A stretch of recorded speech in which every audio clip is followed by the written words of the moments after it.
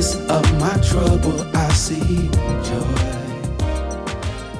I love the fact that the Apostle Paul, born out of due time, he was just like Sir Lionel. I don't believe in Jesus, and anybody that believes in Jesus, I'm going to have you in prison, possibly killed.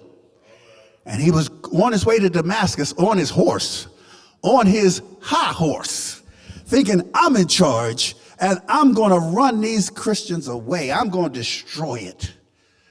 But on his way, he met Jesus. And Jesus arrested him and said, Saul, why are you doing this to me? Why are you persecuting me? He didn't say, why are you persecuting them? He said, you're doing this to me. Don't you feel good that anything that anybody does to you because of your faith, they're not doing it to you, they're doing it to Jesus. And Jesus doesn't like people messing with his children. And then Paul had to come down. He said, who are you, Lord? He said, I'm Jesus that you're persecuting. Yes, you thought it was a lie, but I'm here to tell you that is true.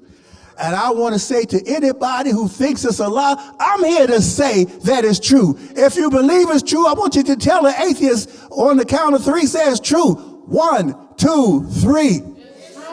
It's true. And the proof of that is your transformed life. Amen. The joy of the Lord is my strength. The joy of the Lord is my strength. The joy of the Lord is my strength.